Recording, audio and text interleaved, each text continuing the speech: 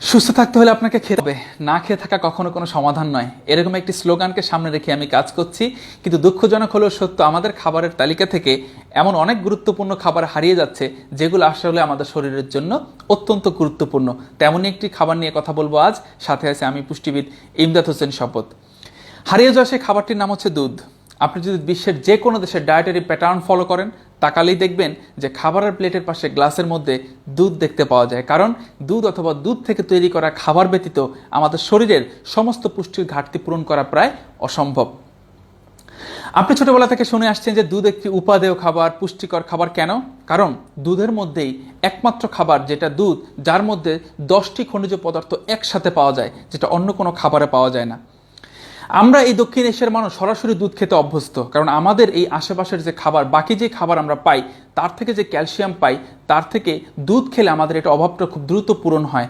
এবং বলা হয় যে এই অঞ্চলের মানুষের দুধের মাধ্যমেই আমাদের ক্যালসিয়ামের অভাব পূরণ হয় প্রায় 73%, একাই পূরণ করে দুধ। আর বাকি সমস্ত খাবার মিলিয়ে আসে হচ্ছে 27%। সো কেউ যদি আসলে দুধ খাওয়া বন্ধ রাখে দীর্ঘদিন, তার ক্যালসিয়ামের ঘাটতি হতে হতে হতে হতে অস্টিওপেনিয়া থেকে অস্টিওপোরোসিস হবে। এবং এজন্য দেখা যায় যে বয়স বেশি মানুষদের অনেকেরই জয়েন্টগুলোতে ব্যথা হয়, কারণ সে দীর্ঘদিন ক্যালসিয়াম থেকে বঞ্চিত ছিল। এবং এমন একটা পর্যায়ে গিয়ে সেটা ধরা যায় যখন আর এটার জন্য কিছু করার থাকে না। আপনি যদি বাচ্চাদের কথা বলেন, আপনি যদি প্রেগনেন্ট উইমেনদের কথা বলেন, কিশোর কিশোরীদের কথা বলেন, এক্ষেত্রে বাচ্চাদের বা কিশোর কিশোরীদের ডেভেলপমেন্টের ক্ষেত্রে দেখবেন যে ক্যালসিয়াম, ফসফরাস, ম্যাগনেসিয়াম প্রয়োজন। সেটার একটা ভালো সোর্স কিন্তু মিল্ক। আপনি দেখবেন জিঙ্ক এবং সামান্য পরিমাণে ভিটামিন ডিও পাওয়া যায়, আয়রনও পাওয়া যায়। এবং এসব কথা বিবেচনা করে কিন্তু প্রেগনেন্ট উইমেনদের জন্য একটা ভালো খাবারের তালিকার মধ্যে দেখবেন মিল্ক রাখা হয়। বাচ্চাদের ক্ষেত্রে তাদের আয়রন যেটা আছে, এটা তাদের মস্তিষ্কর স্বাভাবিক বৃদ্ধি ঘটাতে সহায়তা করে, তাদের রোগ প্রতিরোধ ক্ষমতা বাড়াতে জিঙ্ক সহায়তা করে। বাচ্চারা ভিটামিন বি কমপ্লেক্সের এবং বাকি ইনগ্রেডিয়েন্টস থেকে তারা বেশ এনার্জেটিক থাকে। সো বাচ্চাদের, কিশোর কিশোরীদের এবং প্রেগনেন্ট উইমেনদের জন্য মিল্ক কিন্তু একটা খুবই উপাদেয় খাবার হিসেবে বিবেচিত আমাদের পুষ্টিবিদদের কাছে। আপনি খেয়াল করে দেখবেন যে অনেকে আসলে বলা হয় যে এটা খেলে আমার ওজন বেড়ে যাবে। মাত্র 4.9% হচ্ছে দেখা যায় যে এটার মধ্যে কার্বোহাইড্রেট পাওয়া যায়, এবং সেটার পরিমাণটা হচ্ছে, সেটা থাকে হচ্ছে ল্যাকটোজ ফর্মে। এবং এই ল্যাকটোজটা সরাসরি কিন্তু সুগার না, এটা ডাইস্যাকারাইড অর্থাৎ গ্লুকোজ এবং গ্যালাক্টোজ মিলে ল্যাকটোজ পাওয়া যায়। সরাসরি সুগার যেটা বলা হয় সেটা কিন্তু না। তারপরও যদি কারো ওজন বেশি থাকে, আমরা বলে চেষ্টা করি যেটা লো ফ্যাট মিল্ক খাওয়ার কথা বলে থাকি।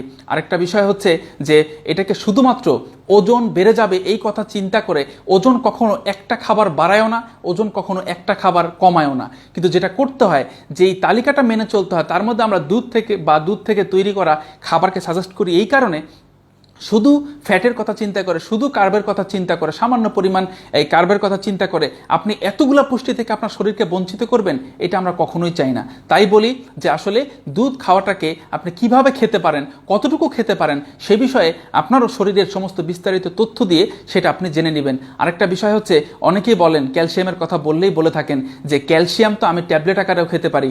বিশ্বাস করুন, একটা খুবই মিরাকল এই জায়গাটার মধ্যে, যে আপনি খাবারের মাধ্যমে যখন কোনো পুষ্টি গ্রহণ করবেন, এটা শরীর খুব দারুণভাবে অ্যাবজর্ব করে, শোষণ করে। যেমন আমি উদাহরণটা দিই, অনেকেই দেখবেন ক্যালসিয়ামের ট্যাবলেট খায়।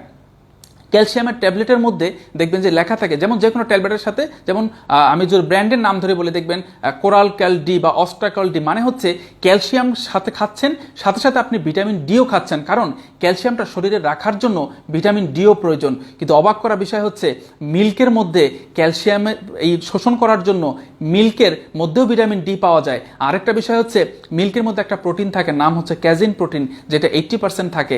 এই ক্যাজিন প্রোটিনটা নিজেও মিল্কের এই ক্যালসিয়ামকে শরীরের মধ্যে ধারণ করতে সাহায্য করে। এই জন্য মিল্কের যে ক্যালসিয়াম, এটা বডিতে প্রায় 90% উপরে থাকে, কিন্তু আপনি ট্যাবলেট আকারে খেলে এটা খুব বেশি একটা শরীরে থাকে না। এবং দীর্ঘদিন আসলে ক্যালসিয়ামের ট্যাবলেট ডক্টররা খেতেও নিষেধ করেন একটানা 3 মাসের পরে। সো এরকম আর্টিফিশিয়াল দিকে না গিয়ে আপনি শরীরের সমস্ত ঘাটতি পূরণের জন্য যদি মিল্ককে বেছে নেন, তাহলে আশা করি আপনি সুস্থ থাকবেন। আর শুধুমাত্র ওজন কমানোর কথা চিন্তা করে, ওজন বাড়ানোর কথা চিন্তা করে মিল্কের দিকে মনোনিবেশ না করাই ভালো, কারণ ওজন কমানো বা বাড়ানোর জন্য আসলে একটা টোটাল প্ল্যান দায়ী। সেজন্য প্ল্যানের মধ্যে মিল্ক থাকুক, এটা আমরা পুষ্টিবিদরা চাই। তাতে করে আপনার শরীরের সমস্ত অভাব পূরণ করা যাবে, পুষ্টির ঘাটতি পূরণ করা সম্ভব হবে। ধন্যবাদ সবাইকে, ভালো থাকবেন সবাই, আল্লাহ হাফেজ।